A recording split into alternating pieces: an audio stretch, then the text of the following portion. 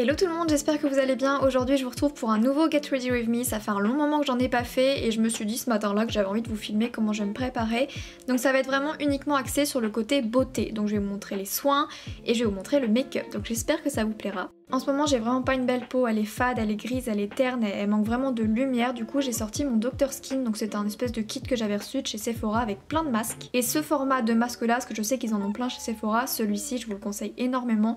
Mon favori de tous c'est le blanc, mais là j'avais vraiment besoin d'autres propriétés parce qu'ils ont chacun leurs actions. Et cette fois-ci j'ai testé le rose, ça va me donner un peu plus de lumière, ça va me défatiguer la peau et vous allez voir que le avant-après est assez parlant, du coup j'en avais bien besoin. Et j'en mets toujours pas sur le nez parce qu'il me fait encore mal, c'est pas très bien de le modeler, de le toucher, il est encore enflé tout ça, donc j'en ai pas mis sur le nez, j'en avais pas spécialement besoin sur le nez, donc je l'ai évité. Au niveau de ma routine soin, j'utilise la gamme Vichy pour les yeux, j'ai aussi le sérum pour tout le visage. Je le mets depuis pas très longtemps, peut-être 1 à 2 semaines, du coup je vous dirai un peu plus tard ce que j'en pense. Et au niveau du teint, comme je l'ai dit, j'alterne soit avec le Vichy, soit avec le Dior que j'aime vraiment beaucoup. C'est de la gamme Capture You, je le trouve vraiment très bien et j'alterne les deux. Ensuite on passe à la crème, mais d'ailleurs vous trouvez pas que là maintenant, déjà ma peau elle a pris un coup de fouet de folie. Je trouve que ces masques Sephora ils sont pas chers et ils sont vraiment hyper efficaces. Et pour la crème, c'est toujours la même crème que j'utilise pour essayer d'estomper quelques taches. Je trouve qu'il y a une vraie différence, ça a vraiment pas mal marché. Il y a encore quelques petits trucs qui sont un peu trop résistants, mais dans l'ensemble ça a beaucoup marché, donc je suis très contente de cette crème. Et Babe est passé par là, et souvent quand il passe par là pendant la routine soin, s'il a du temps, je l'embarque pour un petit masque. Je sais pas si ça vous le fait aussi, vous aussi, de prendre soin de la peau de vos hommes ou de vos femmes, c'est trop satisfaisant je trouve, donc de temps en temps il y passe.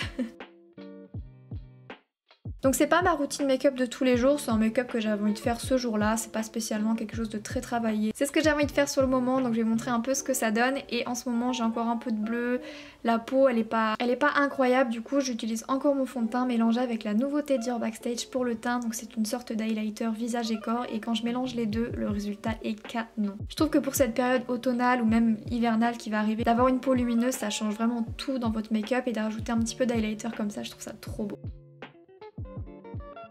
Ensuite on va passer aux sourcils, je les fais de moins en moins marqués.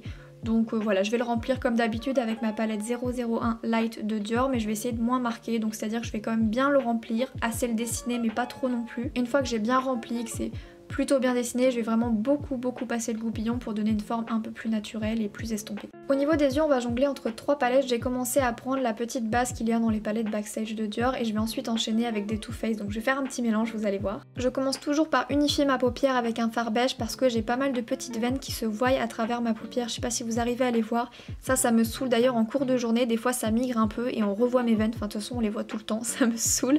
Du coup j'essaye de l'unifier avec un fard beige. Après je vais prendre une des palettes de la gamme Too Faced pour Noël, donc j'ai pris la Berry Merry Christmas avec un fard un peu rouille. Pour faire ma base j'avais envie de quelque chose de très charbonneux et mine de rien dès que c'est l'automne j'ai trop envie d'avoir ces tonalités là. Et de la palette Totally Banana je vais rajouter le fard marronné qui est trop joli, c'est un fard hyper chaud pour donner quelque chose de plus charbonneux et plus intense, parce qu'en ce moment je sais pas si vous avez remarqué mais je mets que des fards clairs, juste un eyeliner et que des fards clairs sur ma paupière, donc là j'avais envie de quelque chose d'un peu plus foncé.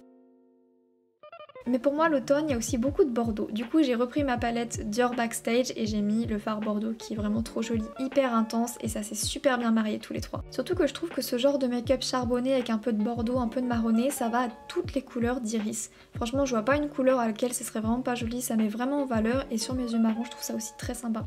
Je vais toujours étirer mon charbonneux parce qu'en ce moment j'ai une nouvelle lubie, c'est de faire une espèce d'œil allongé, je trouve ça trop joli, un peu en amande, un peu cat eyes, donc j'allonge toujours. Et donc comme je vous disais, en ce moment j'ai un truc, j'ai toujours envie d'allonger le plus possible mes yeux, qui soient vraiment dans la longueur. Donc ça veut dire que déjà mon liner je le travaille beaucoup plus à l'horizontale, j'essaye vraiment d'aller vraiment à la pointe de mon coin externe pour vraiment juste relever légèrement mais vraiment tout petit peu. Et je vais l'allonger également au coin interne et je vais repasser avec un eyeliner liquide pour intensifier encore plus. Je l'ai pris d'une couleur un peu bronze pour que ce soit plus lumineux, mais je vais vraiment passer du coin interne au coin externe. Pour faire un esprit œil de chat, je vais vraiment essayer limite de tracer une ligne droite quand j'ai l'œil fermé. Enfin je sais pas si vous voyez ce que je veux dire, mais j'essaye vraiment d'allonger du coin interne au coin externe. Je vais rajouter un petit peu plus de lumière dans ce maquillage un peu automnal, donc je vais rajouter ce fard un peu crémeux de Dior et je vais uniquement le mettre au centre de la paupière mobile pour vraiment donner un petit coup de lumière en plein milieu de l'œil, mais pas au coin externe ni au coin interne. Ensuite, je recourbe mes cils, je passe au mascara, j'en mets toujours au moins 2 couches, mais généralement 3 couches.